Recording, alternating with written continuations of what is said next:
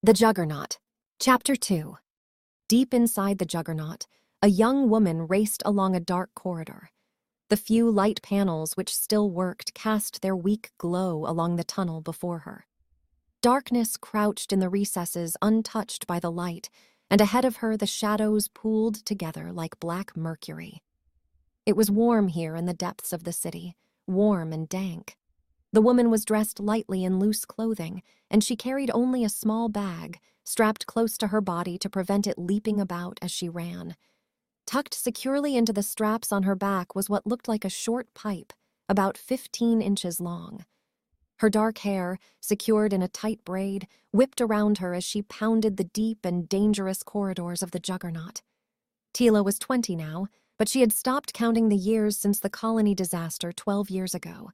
She had survived that day, and every day since. Now she was older, leaner, harder. The little girl was gone. Tila ran with a desperate quickness. She dodged pipes and ducked low ceilings without slowing her pace or breaking her stride. She stopped at a junction and breathed easy despite the run. A sheen of sweat on her dark olive skin sparkled as it reflected what little light there was in the tunnels. This was not the first time she had run. She made her decision and turned left into a new corridor, yet another monotonous passageway lined with endless doors. She kept running. Under her breath, she began to count. Seconds later, 2 men burst into the same junction, following the same path, hunting the same quarry. They looked right, then left, and saw Tila. They renewed their chase, calling threats and warnings, but they panted with the effort of the pursuit. They overcame the same obstacles as Tila, but with far less grace. One ducked too low under a crossbeam and lost his balance. He stumbled into his companion, bringing them both to the ground. Glancing over her shoulder, Tila watched them clamber to their feet before she rounded another corner, and her lips twitched into a rare smile. She found an open doorway and hopped through, and then she stopped. Wrong door. Dead end. Tila poked her head back out into the corridor, silently counting off the doorways she had passed. She heard the footsteps of her pursuers pounding along the corridor and stepped back to hide among the deep shadows. They ran past Tila, and she shook her head as they charged past. Then she sprang through the doorway and sprinted back the way she had come. They heard her, tried to turn too quickly, and crashed against a wall. They exchanged angry glances. One of them shoved himself away from the wall and gave chase. The other narrowed his eyes, swore, and followed, ignoring the bright new pain in his knee. This time, after Tila passed the junction, she slapped each door as she ran by, counting again, looking for where she had made her mistake. Then she saw what she had missed. In the dim lighting was another hidden doorway. It was different to the others. Most internal doors were constructed in the same way. An uninspired industrial design concerned only with utility and cost and nothing else, the sort of thing you would find on any starship. Yes, this was the door she was looking for. It was square and heavy with thick seals designed to withstand the vacuum of space. She couldn't see any controls to the left or right of the door. That was unusual, but not unheard of. Not every ship that had been absorbed by the Juggernaut was properly aligned, assuming you subscribed to any ideal about what the proper way was to fuse one starship to another. Some scalpers just weren't fussy about the finished job.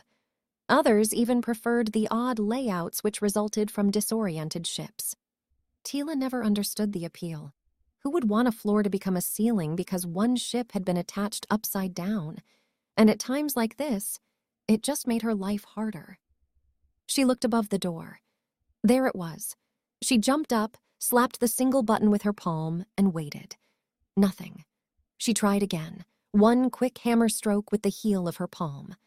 A weak light flickered in the center of the button, and the door gave out a horrible shriek, as if angry to be disturbed after all these years. It opened 8 inches and stopped, too small. How close were the others? Tila cocked her head to listen for the oncoming footsteps. Too close. She pulled the metal bar from her back and inserted it through the small gap. She tested it to make sure it was secure and then grabbed it with both hands. She pulled as hard as she could to lever the door open and hoped she was strong enough. the door moved another inch. Not enough. This wasn't working, and the footsteps were coming closer. She pulled the bar free and held it away from her body. Fingers squeezed it in just the right way, and it sprung open to 4 times its original length with a sudden snap. "Give me a lever long enough," she thought with a grunt. She tried again, the longer staff multiplying her efforts, and the door opened a few more inches, but it still wasn't enough. The 2 breathless men staggered around the corner at the end of the corridor. Too tired to shout anymore, they stumbled toward her as fast as they could. She was running out of time, and she needed this door open. Sometimes you have to pull, sometimes you have to push. Tila swiftly pulled herself up and over the bar and braced her feet against the ceiling. She grunted with the effort, arms and legs straining against the corrosion of the years. This time she felt something give. It was only a few more inches, but it was enough. She dropped to the floor, tossed her staff through the doorway, and pulled herself up by her fingertips. She wriggled through the opening, which was now big enough just to admit her. She crossed the threshold and fell. Not down, but sideways. The intensity and sudden shift in where down was supposed to be caught her by surprise. Her shoulder crashed into the floor that a moment before had been a wall. She picked up the staff and climbed to her feet. Looking back through the door, which was now oriented correctly, she realized she should have expected this shift in the gravity shelf. Bulkhead doors don't open top to bottom. That should have been a clue. Still, at least the floor wasn't the ceiling this time. Tila looked away from the vertical slit in the bulkhead. The sight of the corridor outside at right angles to her floor was disorientating. She rubbed her sore shoulder where it had taken the brunt of the impact, and she squeezed the staff again in just the right place. It snapped back to its former length with a metallic sigh and a satisfying click. The weak light from the corridor behind her was the only illumination Tila had. The first thing she noticed were the low, dark shapes scattered throughout the dim room. The light knifed its way through the dusty air, barely enough to show her the storage lockers built into the far wall. Shadows suddenly flashed through the light beam. Tila turned and saw the hands of her pursuers tugging at the bulkhead door in an effort to open it wide enough for them to climb in. She heard one of them pick something up from the hallway, and together they tried to force the opening wider. They strained against the old door mechanism until their improvised tool snapped. Like the rest of the Juggernaut, it was too old and worn to be of any real use. They resorted to brute strength instead, and little by little the opening grew wider. Unhurried and unconcerned while they tired themselves out, Tila scanned the room. Her eyes adjusted quickly to the gloom, and the room was growing brighter by the second as the door behind her yielded inch by inch. She saw that the dim shapes scattered around the room were bed frames, now more rust than metal. If this was a bunk room, then the bulkhead couldn't have been an airlock door after all, she thought. At one time, something had breached the wall to her left. Messy repair work had made no effort to conceal the gaping hole in the wall. Something, maybe another ship, had ripped through the wall like a fist through a paper bag. Microfoam sealant decorated the wall in splashes of pink and blue. The bright pastel colors were too cheerful for this dingy apartment.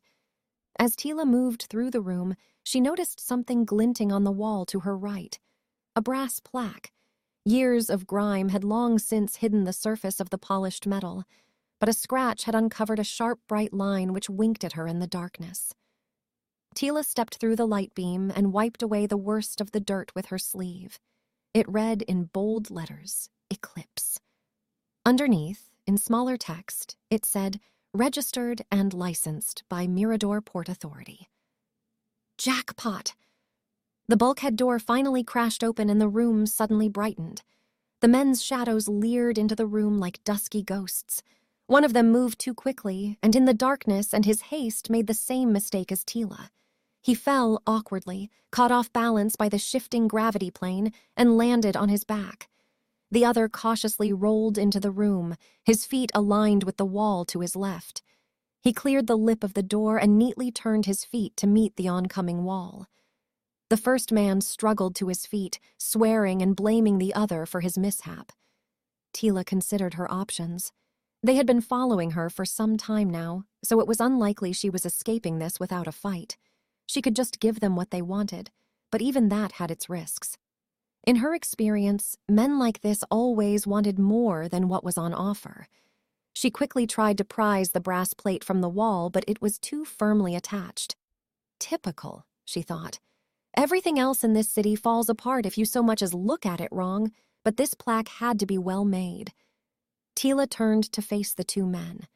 They had stopped bickering and were advancing, separating to approach her from the sides. She stared them down and held her ground, defiant, yet ready to move. "¿Qué pasa?" she said cautiously. They didn't reply. "You can't have it," she told them. "You don't even know what we want," said the one on the left. He was the handsome one, she decided, but it was a close call either way. He had fewer scars and most of his teeth. "You know this isn't my first day, right?" said Tila. "Maybe we want to give you something instead," said the other. He gestured obscenely with the only 3 fingers of his right hand. Tila rolled her eyes. Amateurs. Handsome pulled a knife, a short, broad blade with a hooked point. "Just give us the staff and we'll let you go." "Promise," lied the second man. His fingers still twitched. Tila looked at the knife. Handsome held it properly, like a weapon and not a toy. These men were more serious than she thought. Fine, better to play it safe and live again another day. She held up a hand. Okay. She reached over her shoulder with her other hand and pulled out the compact staff. "Here." She made as if to pass it to them, then dropped it. It clanged on the metal floor with an unusual sound and rolled forward to stop by their feet. She held their gaze. "Oops," she said. Handsome snapped his fingers at his companion and pointed at the staff. "Get it!" Tila fixed her eyes on Handsome. She had learned the hard way to never take her eyes off the man with the weapon. Fingers obviously thought the same because his eyes were locked on Tila while his crippled hand scrabbled around on the floor. He found something, and with a triumphant smirk closed his hand over his companion's foot. Handsome glanced down. Tila exploded. In the half-second it took the men to react, Tila slammed her knee into Finger's face, then stamped on Handsome's foot, jabbed him in the face with her left to knock him off balance, and finished with a swift right hook. Handsome hopped backward with a yelp. On the backswing, Tila brought her elbow down as hard as she could onto Finger's head. Handsome shook his head and rushed back in, swinging wide with brute force and unthinking rage. Tila turned her shoulder to meet him, grabbed his knife hand, and forced his arm painfully over her shoulder. She twisted his wrist the wrong way until she felt something give. Handsome yelped in pain and dropped the knife. It fell from limp fingers and skittered away. Now Tila faced the plaque again. Keeping her tight grip on Handsome's wrist, she lunged toward the wall and dropped to one knee, pulling Handsome with her. His head bounced off the brass plaque and he dropped. Tila turned, ready for Fingers. He was on his feet again. He ignored the knife and instead held Tila's compact staff over one shoulder like a baton. He charged, swinging high. Tila went low. She dived between his legs and rolled, then kicked to her feet, knife in hand.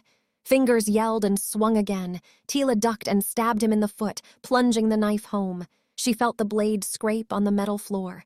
Fingers screamed and dropped the staff. He collapsed to the floor and struggled to pull the knife out, whimpering in pain. Tila crouched, yanked the knife from his foot, and grabbed a fistful of hair to pull back his head. Don't, he pleaded. "You'll live," she said, and slammed his head into the floor.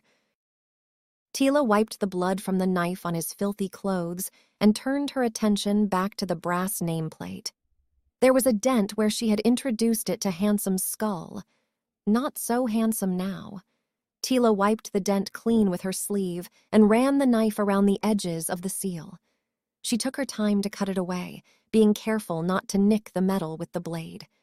It was the work of a few moments to loosen the plaque enough so that she could lever it free with the flat of the knife. It finally, reluctantly, came free from the wall with a satisfying pop. She secured the plaque in her bag and threw the knife into a dark corner of the room. Handsome was waking from his stupor. He saw the staff on the floor and chanced it, reaching for it with unsteady fingers. Tila stepped forward, putting her full weight on his hand. Fingers splayed beneath her boot, and he gave up a pitiful cry as he tried to tug his hand free. Without taking her eyes off him, Tila nudged the staff out of his reach, then stamped down. Her toes clipped the staff and it skidded away. Backspin and momentum fought for the upper hand. Backspin won.